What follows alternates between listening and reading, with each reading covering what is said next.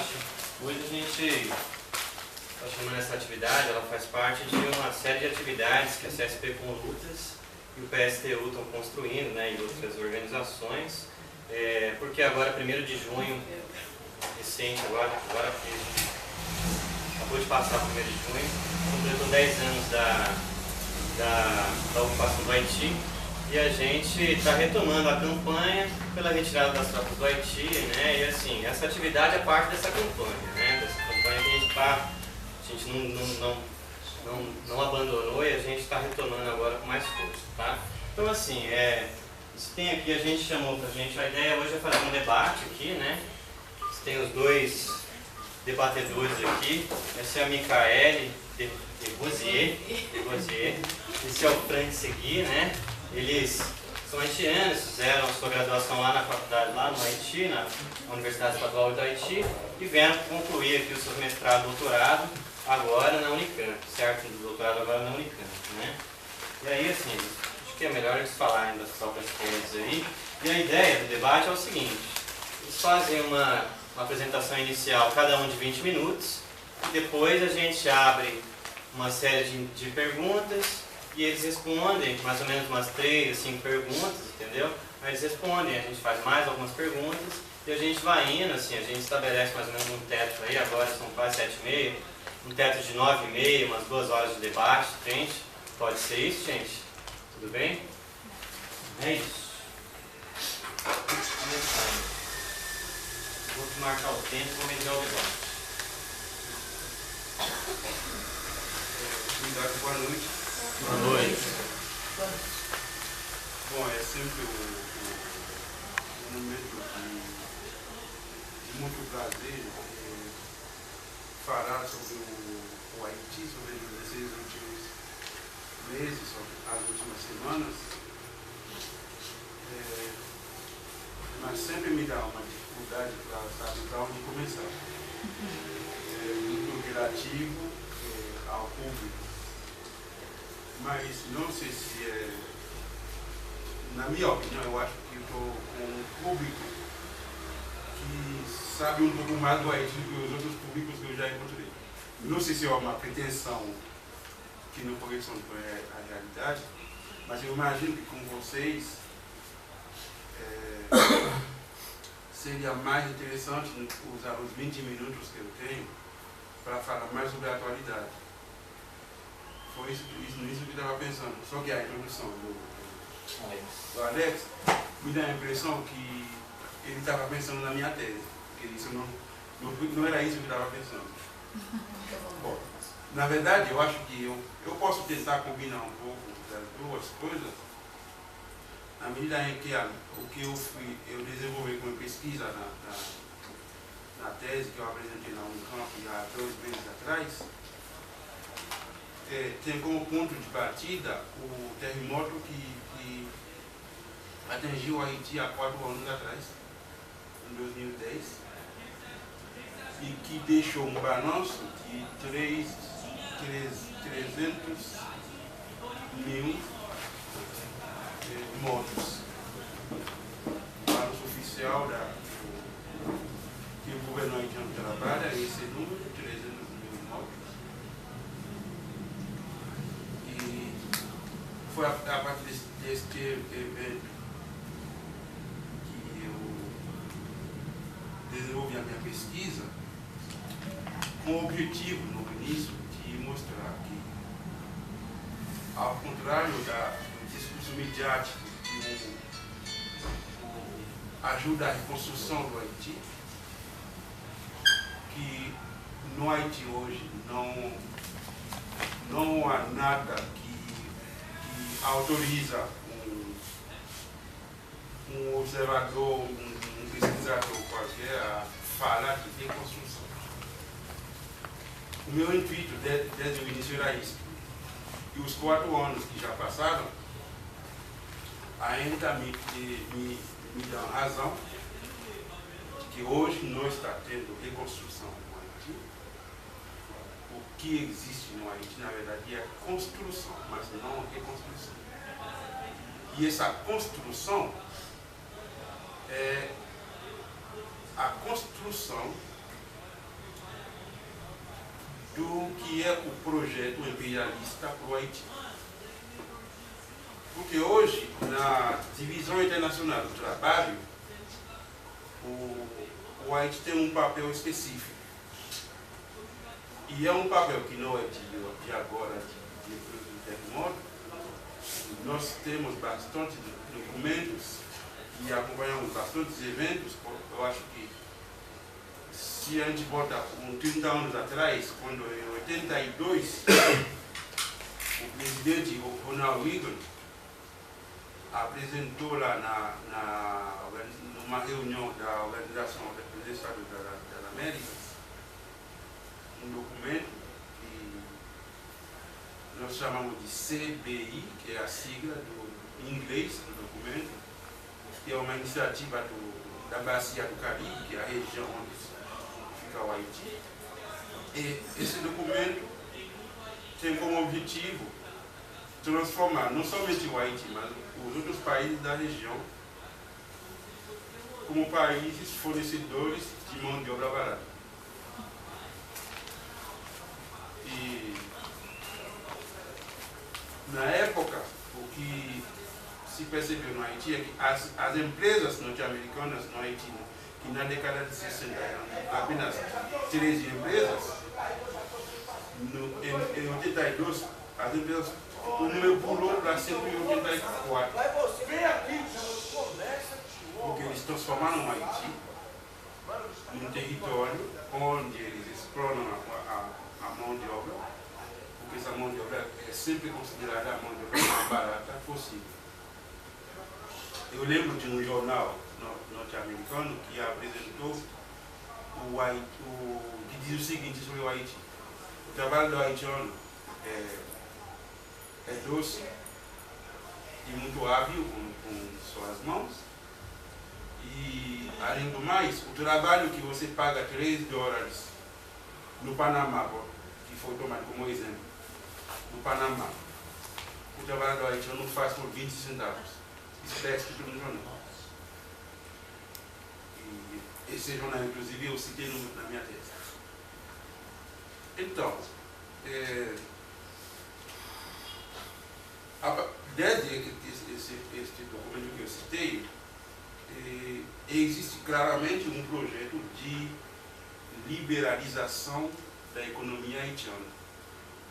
Porque o período era um período ditatorial, a gente tinha um ditador.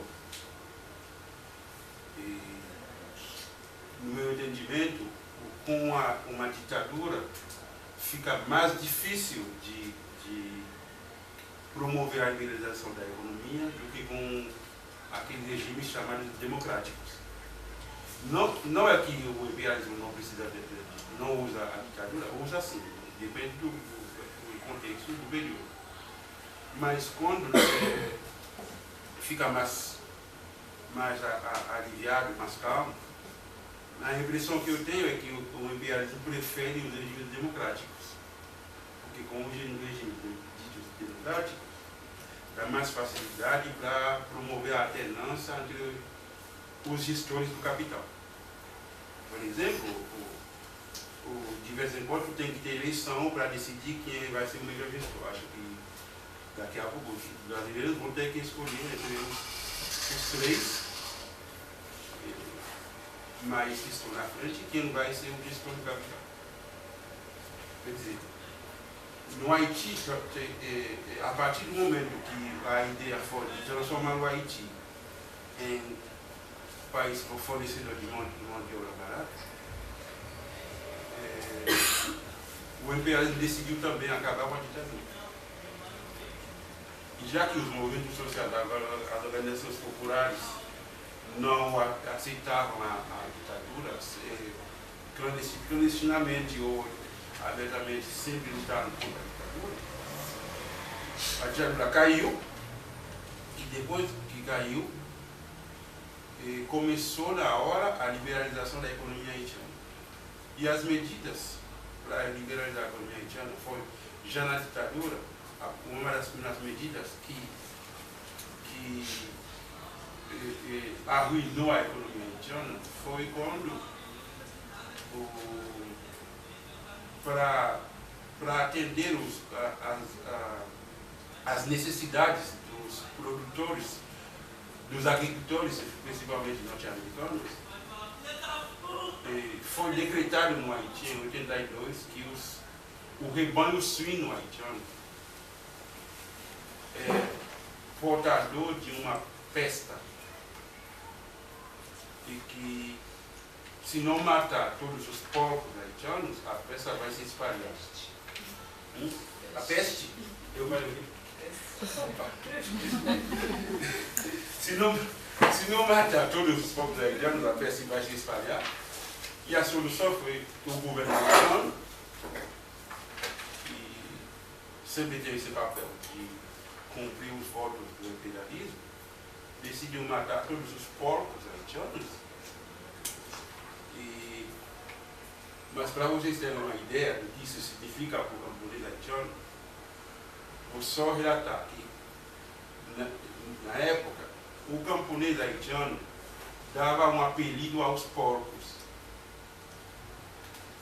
Esse apelido era o que em crioulo haitiano é caleban, que pode ser traduzido em português como conta corrente ou poupança.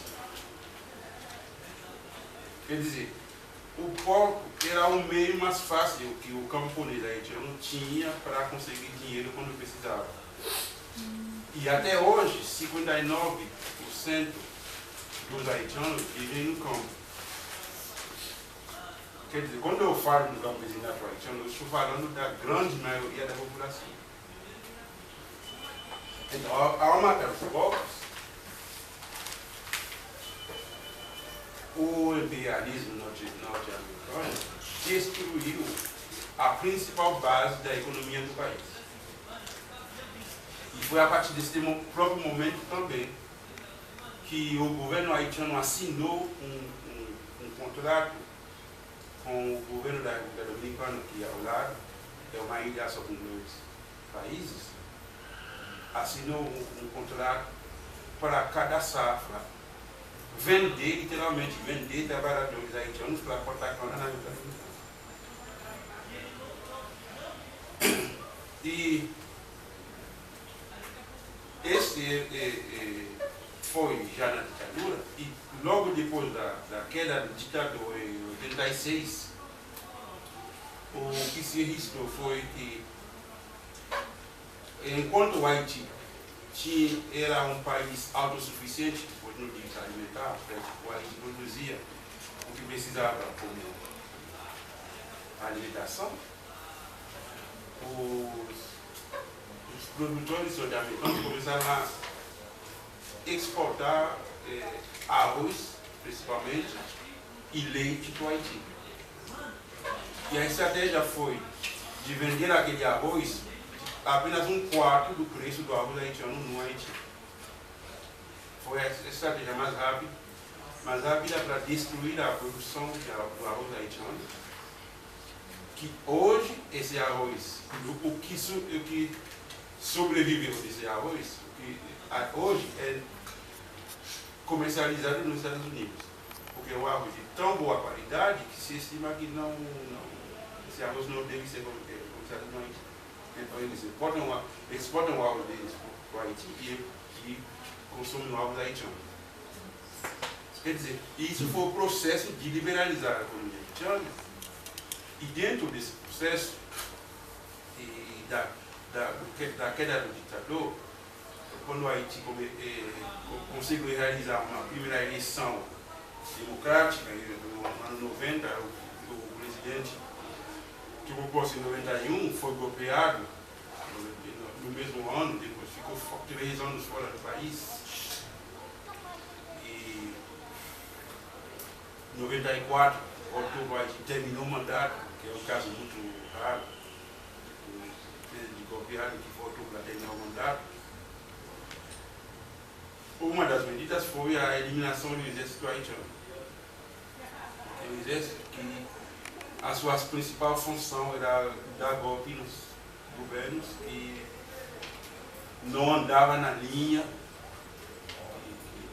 que deveria andar.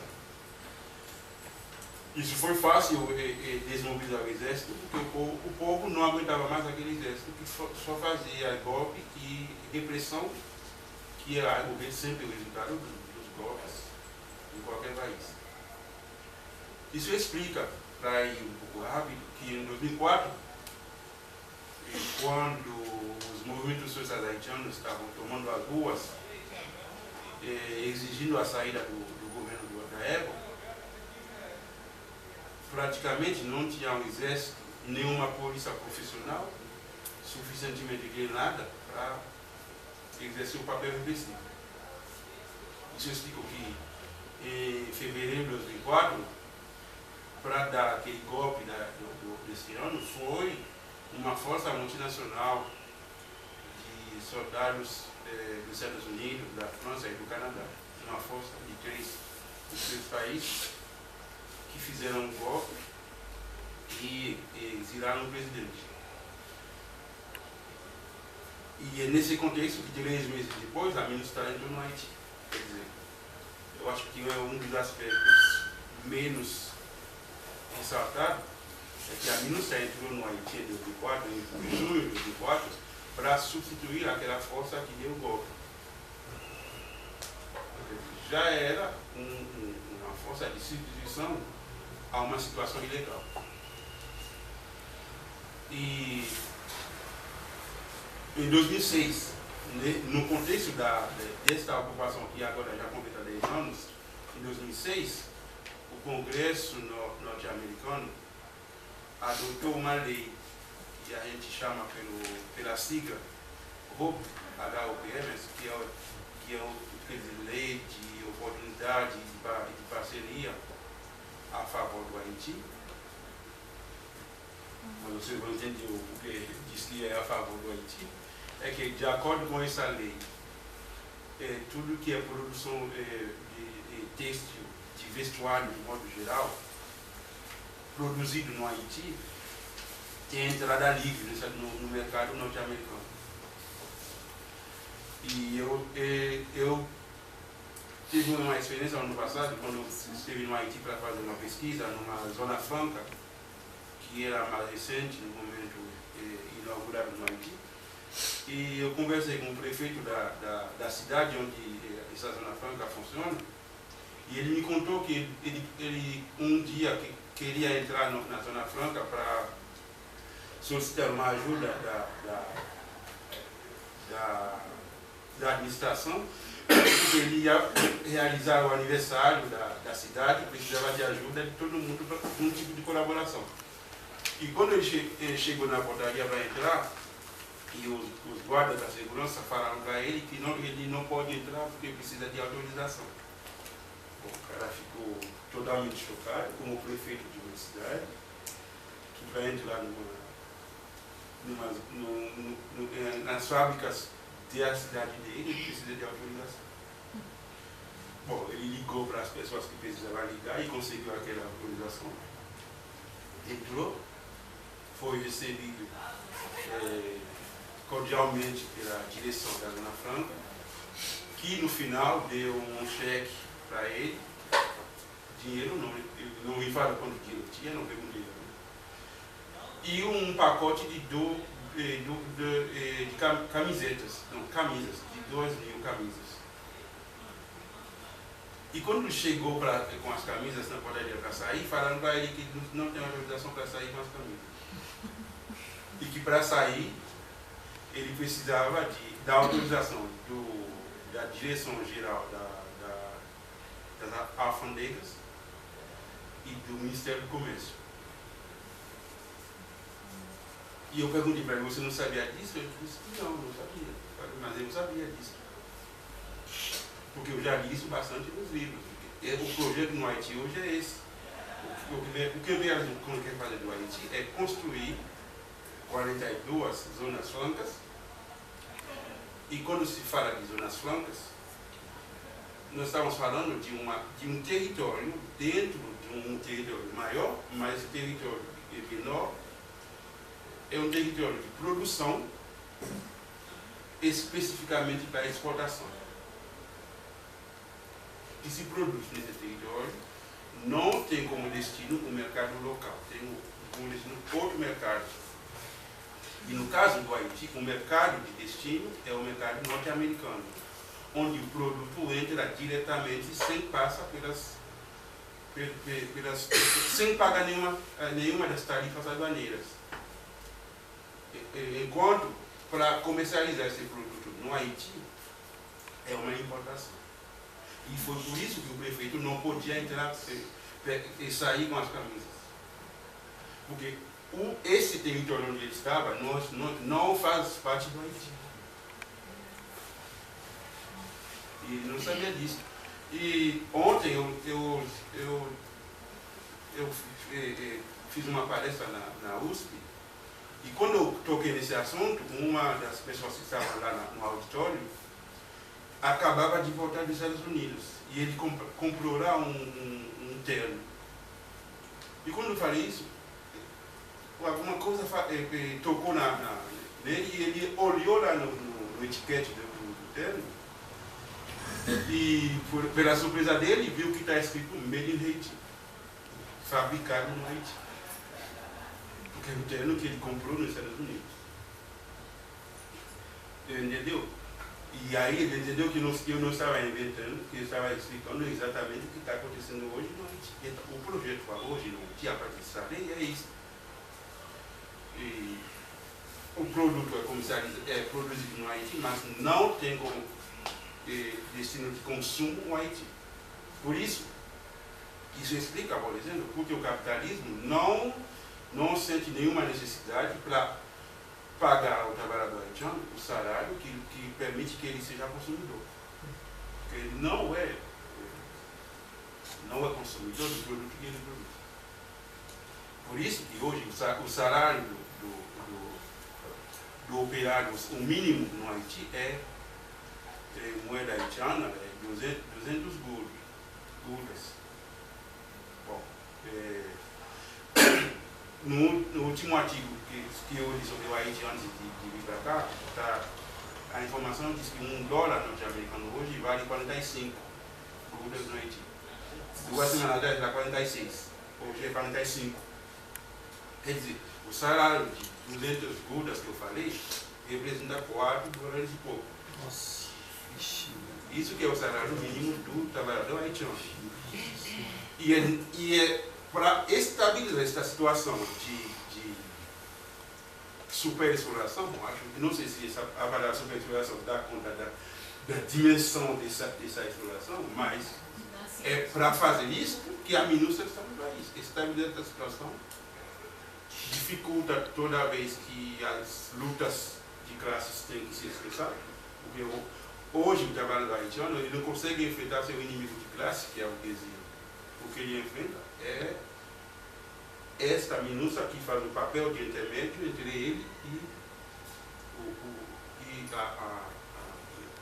o seu inimigo de classe. E hoje, desde o terremoto, esse papel está ficando mais claro, e também o projeto de melhor explorar o Haiti ficou mais evidente, porque enquanto o país foi destruído na parte no oeste, na região oeste do país, tudo que está se desenvolvendo agora como construção ou reconstrução no vocabulário deles está ocorrendo no nordeste do país. Quer dizer, é evidente que não é uma resposta ao terremoto, mas de preferência é o desenvolvimento de um plano que já existia bem antes do terremoto.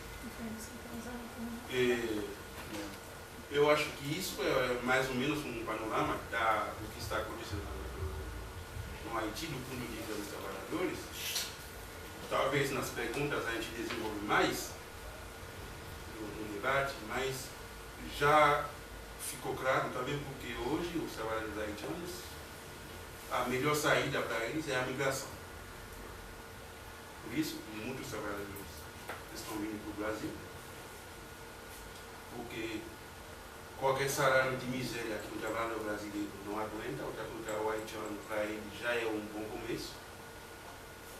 Se ele conseguir ganhar R$1.000 por mês, esse R$1.000 representa 3 vezes mais do que ele ganharia se tivesse aceitado o salário mínimo no Haiti. Por isso que a migração é uma das melhores saídas que o trabalhador haitiano encontra e que é também o que as empresas daqui precisam. E lembro de uma entrevista que eu li do engenheiro encarregado da supervisão da construção do Itaquerão a respeito dos trabalhadores haitianos. Ele disse o seguinte: esse é o tipo de profissional que nós queremos. Porque esse trabalhador não fala a língua, então ele não conversa na hora do trabalho, ele não se sindicaliza, não vai atrasar no trabalho, ele não dá nenhum tipo de problema que um trabalhador consciente, sindicalizado, que luta, vai dar. Não vai dar nenhum desse problema desse tipo. Então, ele é o trabalhador perfeito, porque foi a avaliação do engenheiro. E também isso explicar porque tem tantas empresas aqui atualmente no Ministério do Trabalho em São Paulo fazendo fila para contratar trabalhadores haitianos. No debate a gente conversa mais. Obrigado pela atenção. Obrigado.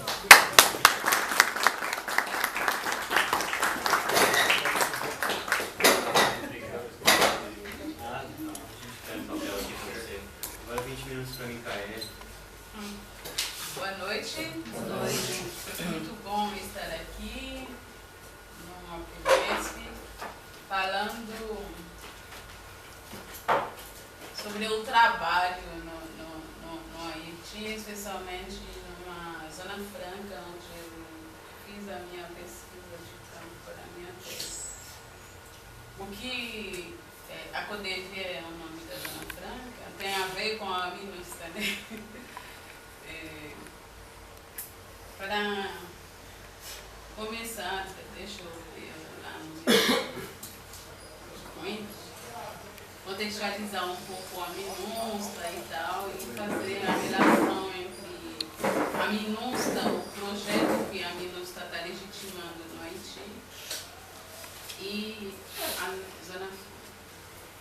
Bom, e primeiro, o Haiti tem um passado de ocupação militar, né? Aliás, o Haiti foi um dos primeiros países a conhecer uma ocupação militar em 1915, né?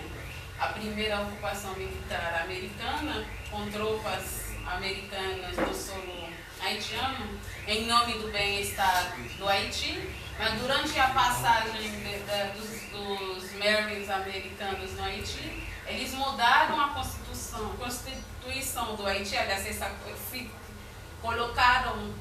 redigiram para o Haiti uma nova Constituição. O presidente americano redigiu a Constituição numa noite, aliás, ele fala, ele se vangloria disso, né? Que ele redigiu uma Constituição para o Haiti numa noite. E nessa Constituição eles mudaram uma lei originária já da independência, que proibia para estrangeiros, sobretudo brancos, o direito de ser proprietários no Haiti. E ele mudou a Constituição justamente para mudar esta lei, dizendo que os americanos não poderiam vir ajudar o Haiti a investir o seu dinheiro no Haiti sem que eles não tivessem o direito de ser proprietários dos bens que eles iam fazer, etc. no Haiti. Então, já em 1915 tinha essa ocupação, mais outras, e aí já na década de 90 o Haiti conheceu mais ou menos 5, pelo menos, intervenções anuncianas no Haiti, e no contexto da volta do Aristide, do golpe do Estado, né? Então já começaram. A gente tinha a MINU, a emissão das Nações Unidas no Haiti, a MANU, 1906, 1986, missão de apoio das Nações Unidas no Haiti, MINUBOA, um monte de 1997, a mesma missão que a cada momento da missão ser assim, do mesmo jeito para a MINUSTA. Toda vez que chegava a cada nova missão tinha um novo nome. Então, 1997, missão de verificação. Não, essa aqui é outro país. Missão de transição das Nações Unidas no Haiti. E entre 1900, de transição para a saída, só que depois dessa missão houve mais uma de 3 anos, entre 1997 e 2000, missão de Polícia Civil das Nações Unidas no Haiti, que tinha, aliás, como missão profissionalizar a polícia no Haiti, lá e tal. E aí, em 2004, tivemos a mais recente missão das Nações Unidas no Haiti, que é a missão das Nações Unidas para a estabilização do Haiti. E eu acho que eu pulei nada. E o interessante dessa questão da MINUSTAH é que a MINUSTAH por si só consome, mais ou menos como vocês estão vendo aqui, 30% do orçamento do Haiti. Então o Haiti está pagando a MINUSTAH para poder ocupar o Haiti, pagando os soldados e tudo mais, né? E ali vocês podem ver os números, né? Entre julho de 2008 e junho de 2009, a missão custou ao Haiti 574 milhões e 96 mil dólares. Vocês já podem ter uma ideia do que o Haiti está pagando para ser reprimido. E o contexto de todas essas missões, a missão da primeira ocupação, revoltas populares, em 1915 foi mais ou menos o mesmo cenário. Em 2004 tinha aquele levantamento popular contra o anistia, que houve várias intervenções da burguesia, dos Estados Unidos e tudo mais. Aquele levantamento se tornou um molho onde tinha todos os sabores. E finalmente houve aquele golpe de Estado do qual eu estava falando. Era esse o contexto da chegada da MINUSTAH. Em 1994 era o contexto da volta do Anistia ao poder, né? E sempre responde a uma necessidade de controle da politização das revoltas populares e a facilitação da liberalização política e econômica. A ocupação da década de 94, além de facilitar a privatização de várias empresas públicas, conseguiu o que eu chamo de institucionalização das lutas populares, tirando o foco das lutas sociais no Haiti para, por exemplo, a questão agrária e controle real, soberania, etc., para os projetos de desenvolvimento, a consolidação das instituições democráticas e tal. Bom, vamos para o nosso poder. O que isso tem a ver com a poder? Primeiro, deixa eu lembrar para vocês que em 2009, né, o Celso Amorim foi para o Haiti, junto num encontro de negócio com um ministro americano do comércio também, eles, acompanhados de empresários americanos e brasileiros, eles foram para o Haiti para assinar um conjunto de acordos para instalar empresas do tipo textil, indústrias textil no Haiti, e ele, o Celso Amorim, ele chamou o conjunto desses acordos para a exploração dos trabalhadores haitianos de empresariado humanitário. Então, nesse meu trabalho, eu coloquei esse empresariado humanitário à prova, analisando o trabalho lá na Codevia. A Codevia é uma zona franca que foi instalada no Haiti antes da ocupação. Só que a Codevia, apesar de estar anterior à ocupação, como o Frank estava colocando muito bem aqui, dá seguimento a um projeto de fazer do Haiti uma reserva de zonas francas. Na verdade, é a primeira zona franca enquanto tal que foi instalada no Haiti neste momento. E depois do terremoto, né, a primeira obra a ser construída foi um grande parque industrial. Na verdade, eles chamam essa coisa que o Frank estava falando de parque industrial. É muito maior do que a Zona Franca da Codevi, mas é o mesmo projeto. O que está acontecendo na Codevi? Por que eu estudei a Codevi? Eu queria analisar o trabalho das mulheres dentro da Zona Franca, analisar justamente a questão da tríplice, eu posso falar assim, alienação das mulheres negras trabalhadoras, num contexto, num contexto onde essa Zona Franca, ela, apesar de ser localizada no Haiti, é administrada por dominicanos. E o Haiti, a República Dominicana, tem uma história de conflito etnorraciais. Aliás, em 1932 houve um massacre de haitianos na fronteira dominicana. Era o ditador dominicano na época, ele queria delimitar, como ele mesmo falou, a fronteira haitiano-dominicana no sangue. Então, o fato de ter na Codevi uma direção dominicana, esse é um fator que contribui para uma precarização maior do trabalho na Zona Franca. E aqui vocês podem ver, aqui é uma placa de boas-vindas, numa fábrica que produz jeans Levi's. A Codevi é uma Zona Franca textil, tem uma fábrica de calçados da Timberland, uma marca suíça bem luxuosa, que tem lá no Haiti. E nesta fábrica da Timberland que as condições de trabalho são mais precárias. E aqui vocês podem ler, em crioulo, bem-vindo, você está entrando numa empresa de qualidade, onde satisfazemos todas as exigências dos nossos clientes. Ou seja, a Zona Franca está no Haiti para ajudar o país. Aliás, eu fiz uma entrevista com um industrial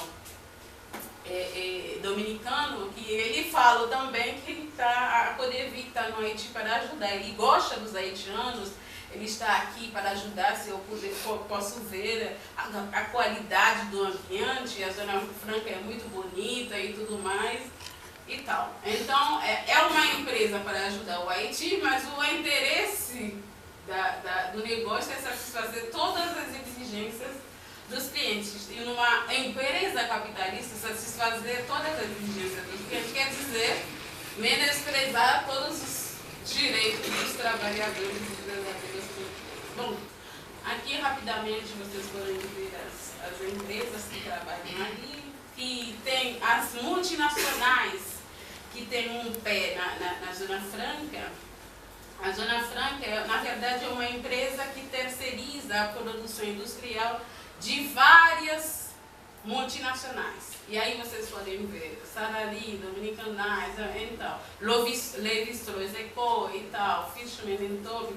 Aliás, esse Levi-Strauss estava fazendo uma entrevista com o oficial haitiano, que é o representante da direção das Zonas Francas, lá, que me falou que os calças que eles produzem lá são calças de alta qualidade, não são coisas que vocês vão encontrar na rua, hein? São coisas que jamais os trabalhadores poderiam sonhar em consumir.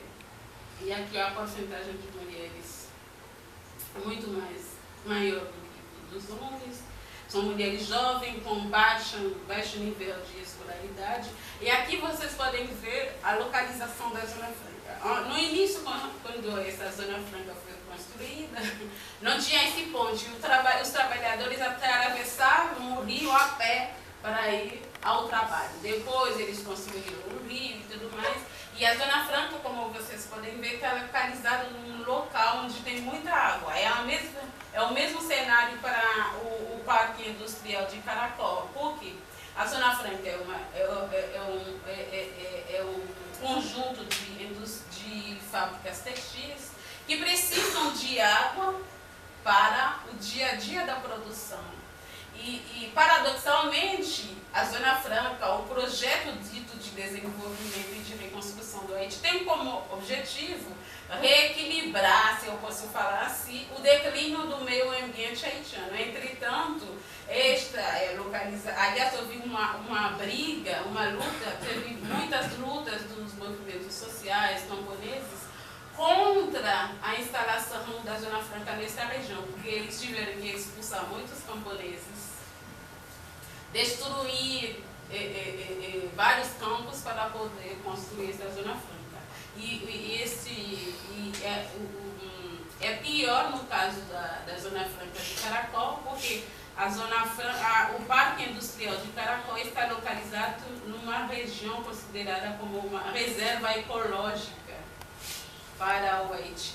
Né? E aqui vocês podem ver várias bandeiras, né? A bandeira haitiana, a bandeira dominicana, a bandeira dos Estados Unidos e a bandeira da União Europeia, ou seja, são o braço, esses representam os braços da chamada internacional comunitária que sustenta o projeto de zonas francas. Aqui vocês podem ver que eu estou falando, né, esses são locais ao redor da Zona Franca de cultivos de banana. É o local tão bonito que está. O cara falou, quando a gente fala, vamos para o Haiti, tem uma Zona Franca, a pessoa imagina, o Haiti é um lixo. Eles vêm e ficam surpresos.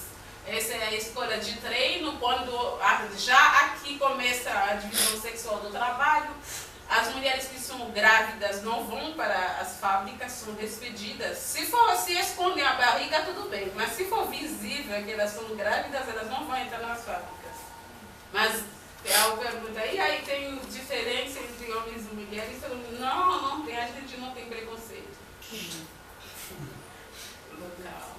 E aqui vocês, fora da Zona Franca, dentro da Zona Franca é muito bonito. Aqui fora, esses são locais onde os trabalhadores comem, e aqui tem um monte de lixo, de lixo não degradável que se acumula. E tudo isso são produtos da República Dominicana que os haitianos compram, porque essa Zona Franca é situada numa região próxima à fronteira haitiano-dominicana. Os trabalhadores entrando ao trabalho, né? Os fardos de tecidos que já vêm prontos para serem montados, para ser cortadas e montadas no Haiti. Rapidamente, tem duas coisas, acho, que chamaram muito a minha atenção durante essa pesquisa de campo e tal. São dois elementos que são muito, que agravam, se eu posso falar assim, as condições de trabalho das mulheres. É uma questão, o próprio salário, com o modo de pagamento, que é o salário por peça, que faz com que as mulheres, para poder ganhar muito mais, ficam à tarde no trabalho, com risco, aliás, tem umas que foram estupradas, tem uma entrevistada que me falou, eu conheço alguém que ficou grávida por, como eu posso falar assim, depois de um estupro, porque saiu do trabalho à noite. Né? E as mulheres dentro da Zona Franca, o que elas fazem como resistência? Aliás, eu estava falando, mas isso não é uma resistência. Você não pode falar, não pode dizer, você está fora. As mulheres que elas fazem, elas entram em relações com os supervisores, os gerentes, na maioria dominicanos, para poder ganhar mais ou simplesmente permanecer no emprego. Para poder ficar, fazer horas extras, horas suplementares. E, por enquanto, paradoxalmente, acho que eu não falei isso de modo certo, as mulheres entram nas relações com os supervisores para poder ganhar horas extras não realizadas. Tipo, você tem uma que mesmo ficou, a pessoa faz, por exemplo, vou pegar um exemplo, a pessoa realizar 100 peças, eu adiciono, eu coloco mais. No entanto, as mulheres, todos os trabalhadores em geral, me contaram que quando eles realizam de verdade as horas extras, eles têm que brigar para poder serem pagos para essas horas extras realizadas. Além da questão racial que eu falei, que nesta Zona Franca tem mulheres dominicanas que trabalham, só que as mulheres dominicanas não são operárias. Nenhum dominicano trabalha nas máquinas, só os haitianos, e só as mulheres haitianas que não têm nenhum, assim, elas não ocupam os cargos mais elevados na Zona Franca. E outro elemento importante é a questão da segurança nos locais de trabalho. Segurança em respeito à questão da saúde, como eles trabalham com tecido e tudo mais, por exemplo, as mesmas que trabalham na montagem de calças ou de camisas, falam que o pó das camisas, se elas, por exemplo, voltam do trabalho e não tomam banho, no dia seguinte elas acordam com o corpo cheio de bolhas. E elas têm uma que me falou que, por exemplo, quando elas chegam em casa, elas tiram as calcinhas e o pó da camisa dentro da calcinha. Elas, não sei como falar isso. Como é que estende? O quê? Estende. Não sei. Na hora, não sei como falar isso. Mas elas abrem a boca para a suor. Isso. E o pó da camisa sai da boca delas. E elas falam de casos de infecções urinárias, de infecções vaginais. Até tem delas que falam que tiveram tifoide, né? Por conta da água insalubre que elas estão tomando. Enquanto os dominicanos tomam uma água potável, elas dizem que tomam água suja. Bom, deixa eu ver. Se vocês tiverem perguntas, a gente... Bom, só mostrando as imagens aí, é uma empresa onde ambas as mulheres são a maioria. Pode falar um pouco mais. As mulheres são a maioria. As mulheres ocupam os postos mais menos valorizados, e dentro das fábricas onde tem mulheres, existe assim uma divisão do trabalho, onde, por exemplo, nas fábricas que produzem calça jeans tem mais homens, nas fábricas que produzem roupas íntimas tem mais mulheres, e onde tem mulheres e homens, os homens ocupam, por exemplo, os postos de controle de qualidade, etc. Os trabalhos considerados mais masculinizados e que também pagam relativamente melhor. Né? Uma postura de trabalho que a postura em si são assim, mais ou menos 12 horas de trabalho por dia. Assim, formalmente não é, mas para poder ganhar um pouco mais, as pessoas acabam fazendo mais ou menos 12 horas de trabalho. E aqui eu coloquei essas duas fotos para mostrar o contraste entre a cafeteria que foi construída para os trabalhadores comerem e onde eles comem de verdade, porque eles dizem que os dominicanos não sabem cozinhar, os haitianos acham que eles são os melhores cozinheiros do mundo, então os dominicanos não sabem cozinhar, não comem da comida dos dominicanos, e também porque essa comida é mais cara. Então aqui também tem gente que come ali dentro, tem uma divisão, os haitianos comem comida dos haitianos e os dominicanos consumem a comida dos dominicanos. A mesma imagem, essa aqui é uma vista lateral dos dois espaços, Baraca Restaurantes e aqui a cafeteria da Zona Franca. Bom, aqui tinha uns depoimentos que eu tinha escolhido para mostrar a questão da própria sobrevivência. Eu posso deixar, tem.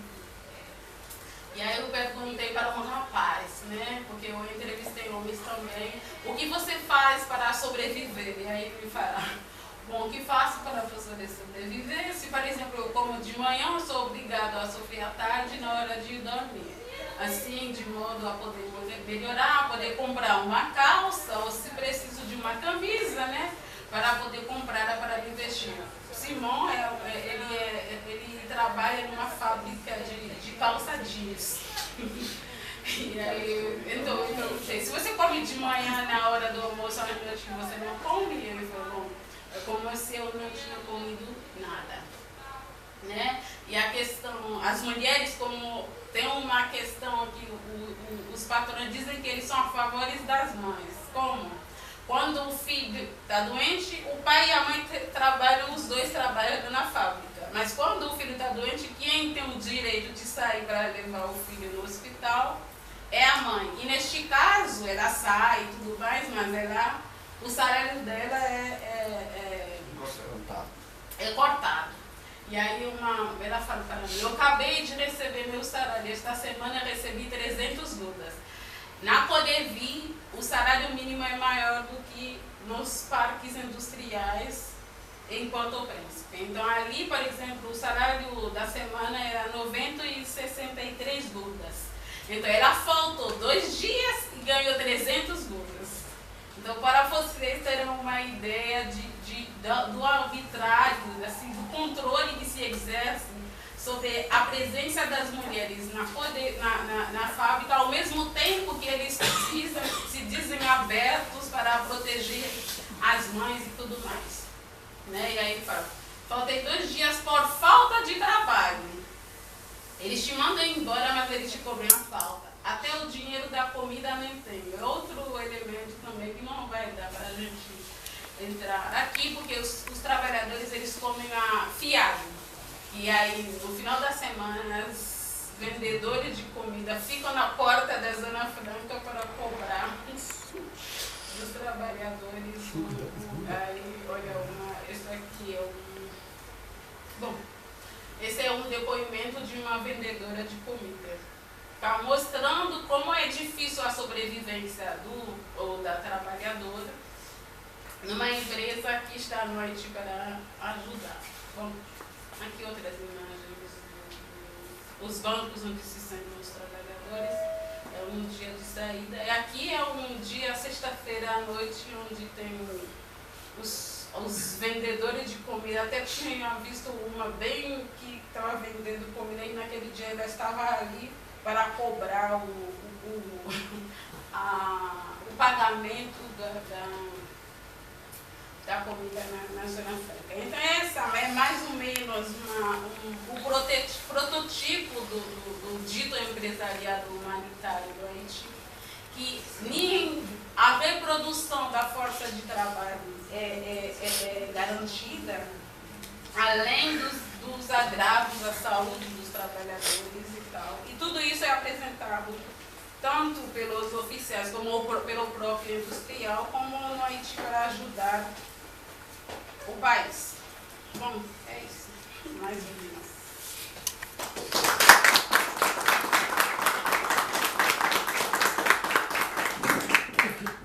Gente, a ideia é o seguinte, vocês estão se inscrevendo agora, eu vou colhendo as informações, eu acho que assim, vocês podem fazer perguntas, intervenções, mais ou menos no tempo de 3 minutos. E aí eu vou colhendo as intervenções, as perguntas.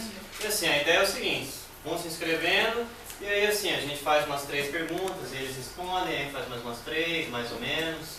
Certo? Tudo bem? Podem se inscrever, gente. Certo?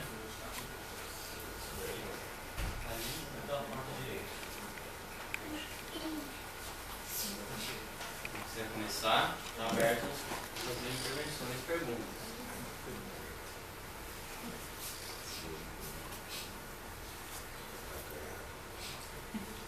Miguel aí está se inscrevendo. Vai lá, Miguel, 3 minutos, tá? 3 minutos? 3 minutos. Não é bem uma pergunta, né? Não sei se vocês podem complementar. A questão que eu observei que se torna um processo meio que insustentável na questão da produção. Igual o Frank falou que se produz para fora, não é isso? Tanto na indústria têxtil, eu não sei na parte alimentícia, mas quando você vai comer, vem produto importado. Uhum. E pelo que eu vi o custo ali, o prato de comida dá 35, como é? Duas ludas, e você ganha 300. Não dá para comer 10 dias, não entendeu? Dá. É o que explica a questão, assim, o que eu falei, se torna uma questão insustentável. Aí tem que recorrer às vezes à agricultura de subsistência. E assim, como você vai recorrer a fazer o seu próprio alimento se você trabalha 12 horas dentro das empresas, né? Porque agrava ainda mais a exploração. Não sei se estou correto nesse tipo de informação. Isso me deixou muito assustado. Tem mais uma pergunta. Essa parte que vocês falaram dessa rixa, briga com os dominicanos e tal, Lá não tem pessoas também que vieram para outros países fazer seus estudos, sua pós e tal, e não tem lá também um movimento social mostrando, pô, por que a gente está brigando com o vizinho, sendo que se a gente se unir, que no caso, vocês estão aqui fazendo esse trabalho, certo? E lá também, lá não tem também as pessoas que não entram em contato com vocês para poder acabar com essa coisa? Porque você ficar jogando lixo no quintal do vizinho, sendo que você pode juntar com ele, limpar todo o terreno e pôr pro lixeiro levar, por exemplo. Pelo que você falou, são muitos anos séculos que vocês vêm com essa... E por que não chega no impasse? Porque tá vendo que os dois lados estão perdendo nisso. Bom, vou começar a questão dos trabalhadores, né? E como você pode ver, né, o depoimento de Simão foi entre vários, onde os trabalhadores nem conseguem comer, né? Como você pode ver, 45 burdas para um dia de comida. E tem que comer de manhã, na entrada é o mesmo preço, meio-dia também tem que comer, e aí eles trabalham para poder, o que aliás explica essa forma, se eu posso falar de prostituição das operárias, para poder sobreviver dentro dessa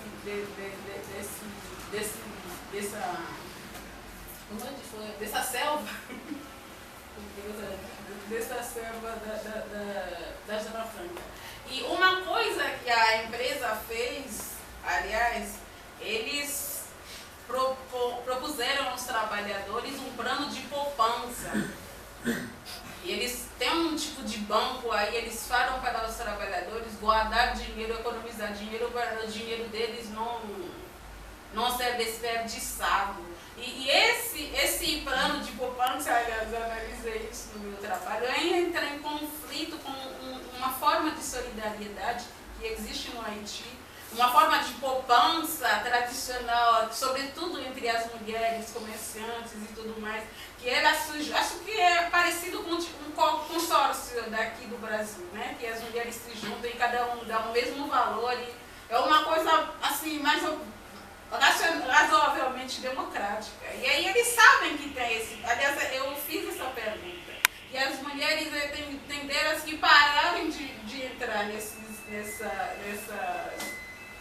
práticas para poder guardar dinheiro no dito plano de poupança da Zona Franca. E outra coisa, as mulheres, além dessa questão, tem várias delas contam que elas contam com o apoio dos companheiros e tudo mais. Então eu chamo isso de controle total sobre as mulheres, sobre o tempo deles, sobre a sexualidade das mulheres, tudo para poder sobreviver e garantir, aliás, a sobrevivência de uma rede, porque quando essa mulher vai trabalhar na Zona Franca, ela não está na Zona Franca para si mesma, nem para seus filhos. Está ali para... Aliás, eu acho que é uma coisa que vem, é uma herança pós-colonial, sobretudo para as mulheres negras, né? Durante a escravidão, os homens negros não tinha esse negócio de família, mãe, pai e filho, né? Aliás, as feministas negras falam disso, né? São três, a família, o patriarcado, são conceitos, quando a gente tenta aplicá-los para nós, mulheres negras, que não cabem. Porque a nossa história, enquanto descendente de escravos que chegaram aqui na América, na dita América, já chegamos como trabalhadores, nunca precisamos entrar no mercado de trabalho, já entramos aqui como trabalhadores e nunca tivemos essas famílias onde fomos dependentes de homens nenhum, porque as mulheres negras tinham que sustentar as suas famílias por si só. E no Haiti, acho que aqui também no Brasil tem disso, que as famílias negras, aliás, eu estava vendo um programa bem pequeno burguês que me fez lembrar disso, né? Que várias famílias naquele programa do cozinheiro, você vê mãe e pai. Mas quando tinha uma família da mulher negra, que é sustentadora da família, que é aproveitado, se eu posso falar assim, na Zona Franca, ao detrimento da própria força de trabalho destas mulheres, na sua maioria, que nem conseguem se reproduzir, entre aspas, né? Várias teóricos do trabalho, né? O capital, pelo menos, tem que assegurar uma mínima reprodução da força de trabalho. No Haiti isso não está acontecendo. É um outro paradoxo da exploração do trabalho no Haiti. A respeito da questão da agricultura de subsistência, Roanamende é uma cidade. E apesar de ter tido essas culturas e tudo mais, tem muita... A Zona Franca provocou uma migração interna de muita gente que não são de Roanamende, que vieram morar lá para poder trabalhar. Até tem gente que saíram de Port-au-Prince vieram para poder vir trabalhar aqui. E outro elemento, que aliás que está no Haiti, as pessoas quando eles deixam o campo continuam sendo agricultores, pelo menos nos primeiros anos. Como eles vêm, ficam aqui, trabalham, mas e aí nos momentos de colheita, semeadura, eles vão rapidinho, trabalham e voltam para poder. Ali não consegui se provar essa coisa, mas como você mesmo falou, não tem tempo para poder fugir desse inferno da poder vir para poder fazer outra coisa. Apesar de que tem vários alunos de ensino médio à noite que trabalham na rodovia, esses, por exemplo, fazem uma resistência, eles não ficam para fazer horas extras de jeito nenhum. Eles falam que a rodovia é uma coisa passageira. Eles não ficam para fazer horas extras na zona. Bom, Rebeca. Da República Dominicana. Sim, tem alianças. Aliás, acho que uma coisa, o Frank publicou vários artigos sobre essa questão. No meu trabalho também fiz referência a essa solidariedade entre povos, entre classes trabalhadoras, entre a República Dominicana e o Haiti, porque na verdade, o conflito que existe entre a República Dominicana é um conflito de classe, entre a burguesia dominicana e a classe trabalhadora haitiana. Porque, por exemplo, nesse conflito que houve mais de 16 mil haitianos mortos, o governo haitiano, aliás, esse acontecimento provocou um grande, não sei como dizer assim, no mundo e tal, a ONU se colocou na questão, e o Estado haitiano se viu na obrigação de fazer um pedido de, como que chama? De indenização. Só que no final, ele mesmo retrocedeu e assim, a mixeria que ele aceitou foi um insulto à memória dos mortos. Então, quando os interesses de classes estão em conflitos, o nacionalismo entra em conta e o Estado sempre, o governo haitiano sempre se colocou ao lado da burguesia dominicana. Você queria falar alguma coisa? Bom, só para complementar a resposta sobre a pergunta do camarada, é uma questão que me preocupa bastante. Aliás, eu lembro que em 2008, um amigo me fez essa pergunta. Ele me disse, essa é um ponto de interrogação para ele. Porque na verdade a República Dominicana e o Haiti fisicamente não tem nenhuma linha de separação. Quer dizer, você pode atravessar, se não fossem os policiais que estão dos dois lados vigiando, não, você pode atravessar sem problema. E não, você nem ia se dar conta quando você está num país quando está no outro. Você só atravessar o rio, né? Não, e o rio tem um lado dominicano. Tem um pontinho pequenininho que pode atravessar a pé também. Você já viu, talvez. Então, ele me diz, por que os dois povos nunca se uniram para se defender? Eu acho que o elemento principal que dificulta isso é o nacionalismo dos dois lados. Bom, o Haiti é um povo muito nacionalista, os haitianos são muito nacionalistas, e isso se explica muito pela história do país, que é muito singular. é o único país onde os cativos africanos fizeram lutas e conseguiram derrotar a administração colonial, fizeram a independência do país, fizeram a libertação contra a escravidão. Ele tem uma história um pouco diferente dos outros povos. E na República Dominicana, desde o século XIX, o imaginário do dominicano sofre diariamente de uma propaganda, e a propaganda que a ultradireita dominicana faz é que o inimigo do dominicano é o haitiano. Isso, a grande maioria dos dominicanos acreditam nisso. E eu lhe vou exemplo de uma haitiana que escreveu um artigo dizendo como os amigos dominicanos que ela tem contaram para ela que uma década atrás,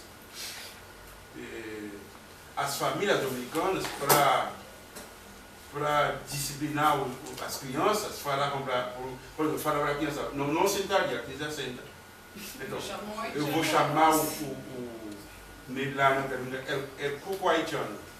Seria tipo um bicho-papão, um demônio. Exatamente, o bicho-papão haitiano. Porque o haitiano é apresentado como alguém que come criancinha. Um diabo. É um diabo que come criancinha. Quer dizer, o dominicano acredita muito nisso. E tem um evento histórico também que serve de apoio a isso. Não daria, mas a extrema-direita lá utiliza isso. E tudo isso faz com que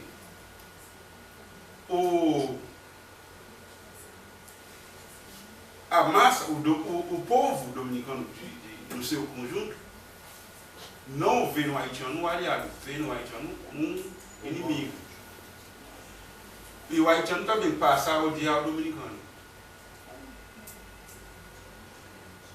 E leva tempo para você fazer o haitiano entender que o interesse dele não é odiar o dominicano, mas se aliar a ele contra as duas burguesias. É difícil fazer isso.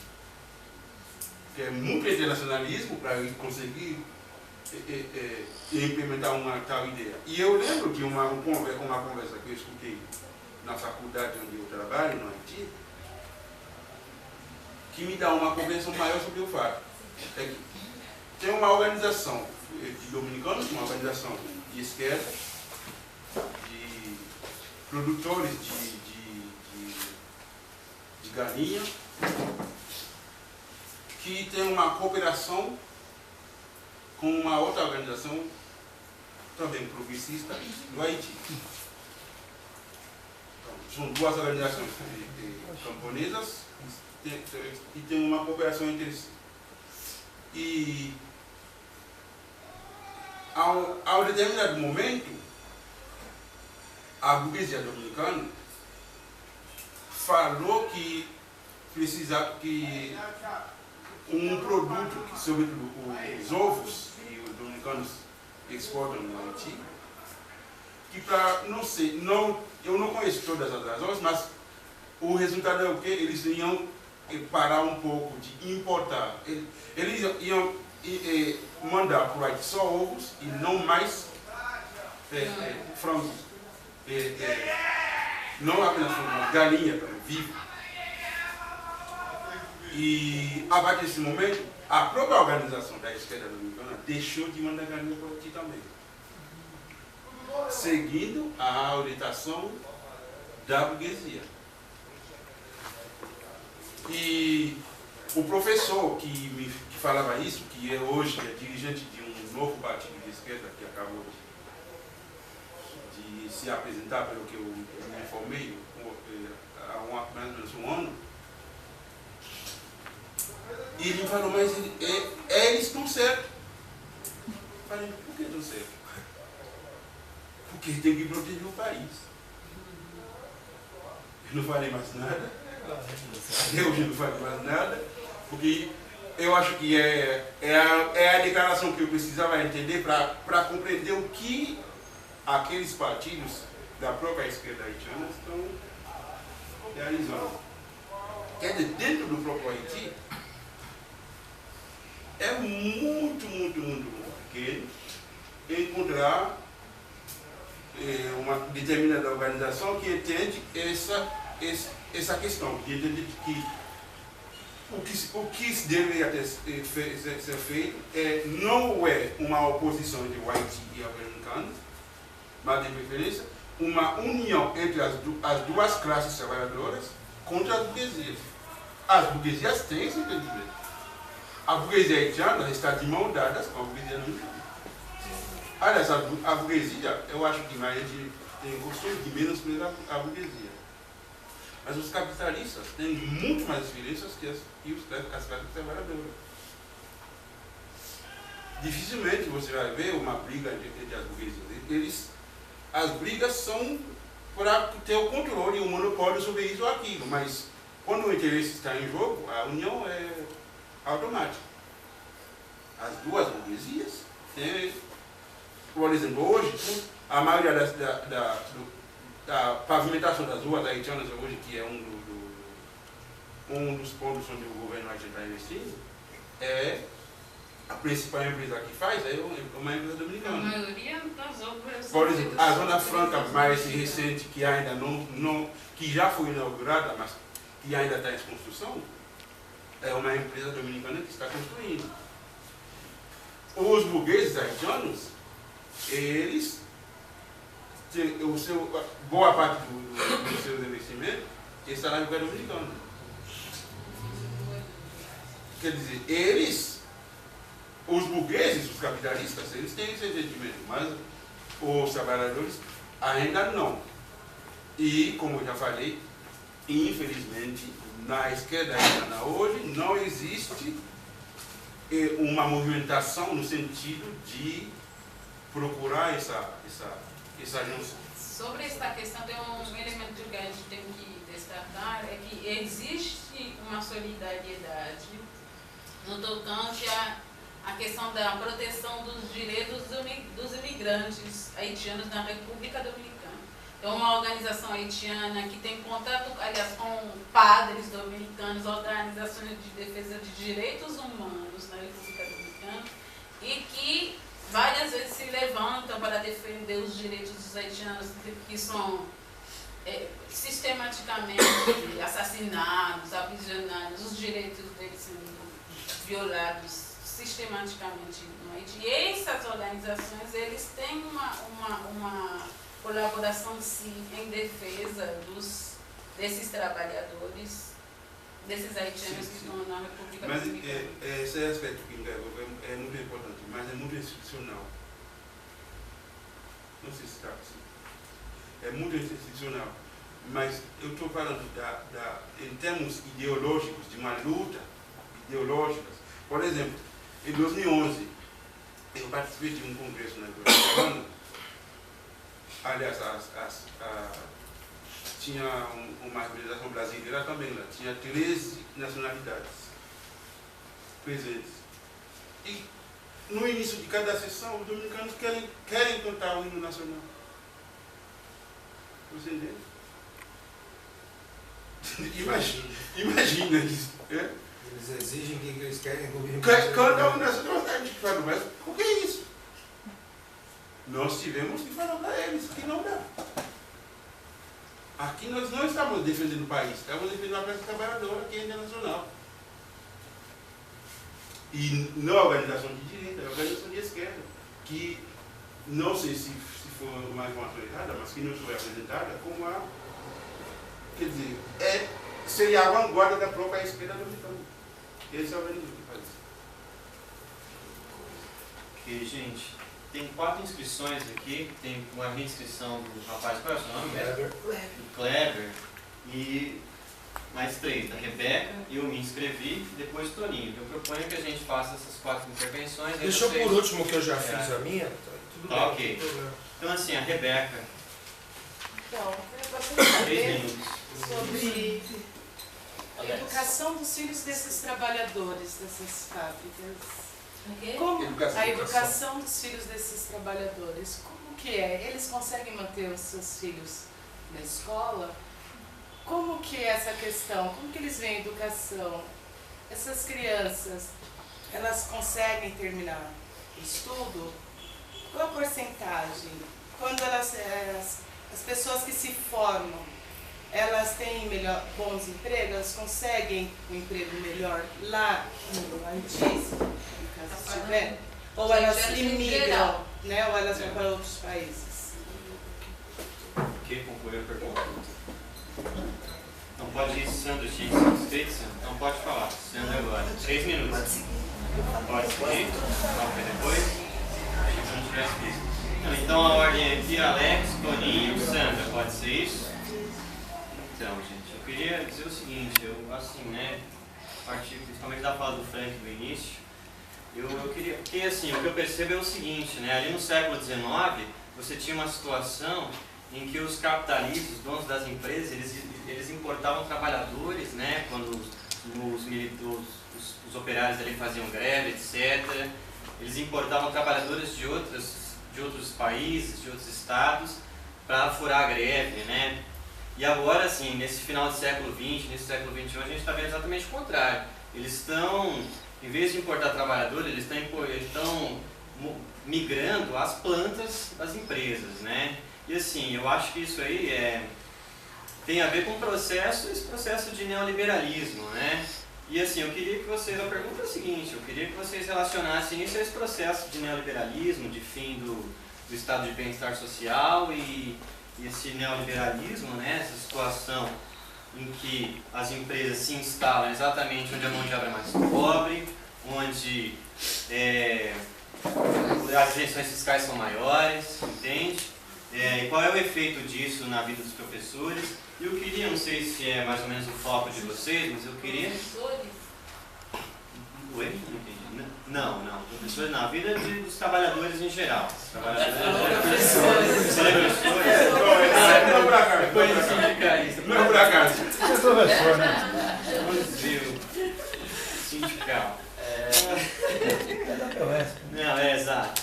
E assim, eu queria que vocês relacionassem, aqui tem bastante jovens, E a gente estava até conversando aqui no início, que a vida dos jovens, assim, hoje em dia você vê que eles descobrem aqui que os jovens, eles estudam cada vez mais, entende?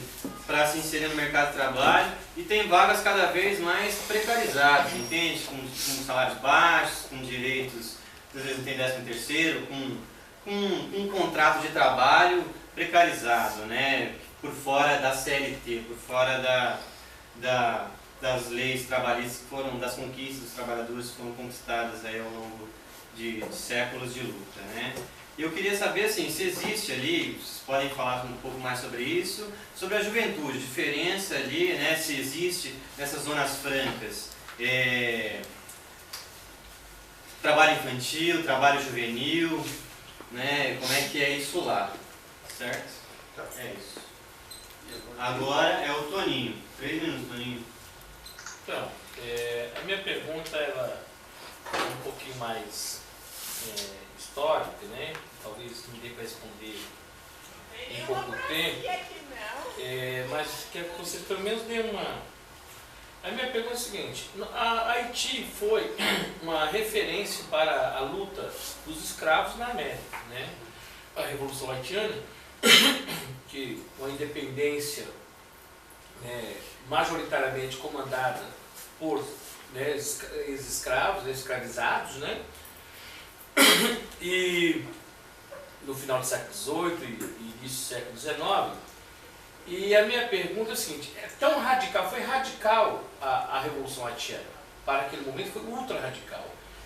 Minha pergunta é o seguinte, o legado dessa revolução para a continuidade da luta dos haitianos, dos descendentes de escravizados, etc., que legado nós temos? Ou a reação imperialista destruiu qualquer base dessa revolução que nós tivemos? A segunda é o seguinte, com relação aos próprios descendentes escravos. Nesse processo desse domínio imperialista neoliberal, como que está a cooptação dos próprios negros nesse processo, a questão capitalista e ao mesmo tempo racial Né? Como é que estão aí a nossa identidade étnica e a domínio capitalista?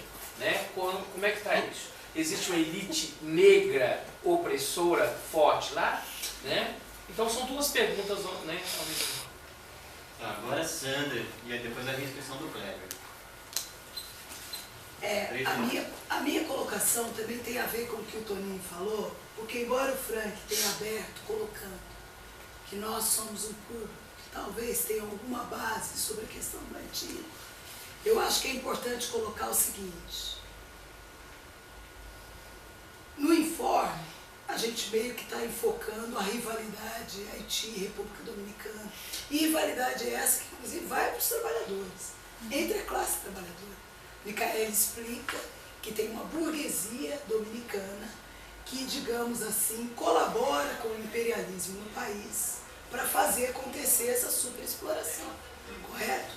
Agora, ali no Haiti, primeiro isso que o Toninho falou, foi a primeira e única história de revolução de escravos vitoriosa do mundo, né? Segundo, foi a primeira independência na América Latina, a segunda América, né? Um país que é marcado pelo racismo latino-americano, né? São elementos assim importantes. E um país que traz uma história de rebeldia permanente. A gente sempre gosta de falar aqui no Brasil, quando explica o Haiti, é o único país colonizado que não fala a língua do colonizador. Muita gente, quando a gente falou que vocês iam fazer a palestra, falava assim, mas eles falam o quê? Português? Não, vocês falam crioulo. É uma língua que não é o francês nem o espanhol dos colonizadores.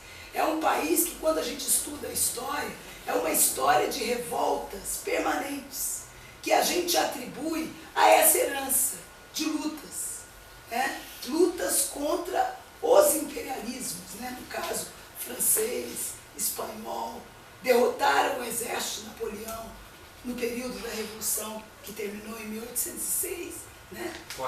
1804. E o que acontece? A proximidade com os Estados Unidos e a crise econômica faz com que o imperialismo americano precise cada vez mais superexplorar de forma mais barata. E o Haiti está ali no quintal. Produzir no Haiti, sobretudo a indústria têxtil e aí feminina, é muito barato. E eles arrumaram um jeito de baratear ainda mais. Porque tem leis que determinam que sair de um país para o outro paga tarifa alfandegária. Não precisa pagar. Aliás, paga o haitiano quando é produzido no solo dele um produto, por exemplo, em Codevi, como foi explicado, leves, calça leves, por exemplo. O haitiano paga mais caro que o norte-americano. Aliás, o haitiano nem compra essa calça. Parece que ele só compra em forma de ajuda humanitária quando essa calça volta usada dos Estados Unidos, por exemplo. Wrangler, Leves, etc. Então, a ocupação militar que ocorreu em 2004 no Haiti, e que a gente denuncia aqui através da CSP com Lutas, nós somos do PSTU, fazemos essa campanha pela retirada das tropas, tem como único objetivo garantir os interesses imperialistas nessa região, com a força de trabalho das mais baratas da América Latina. Vocês citaram várias empresas, mas tem empresas brasileiras. Por exemplo, o Odebrecht está lá.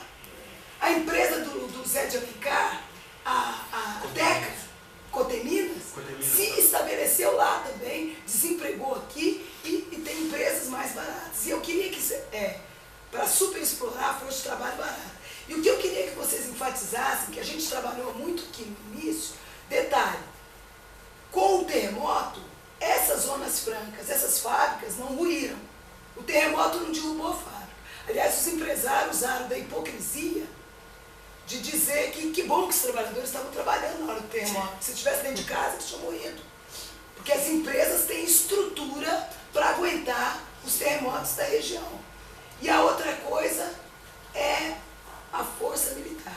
Porque os trabalhadores trabalham lá com baioneta na cabeça, correto?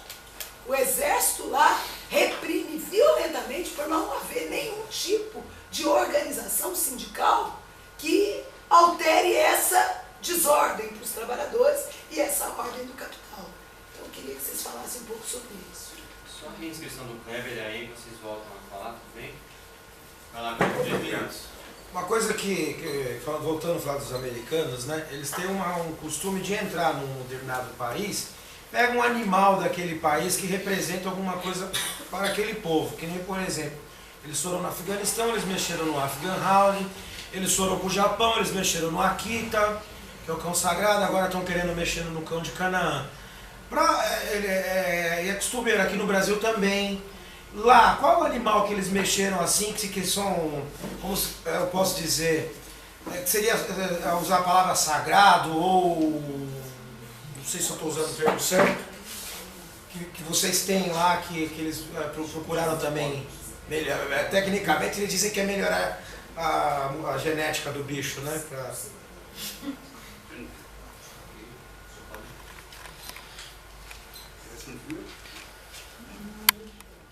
Bom, vou começar essa questão que tem a ver com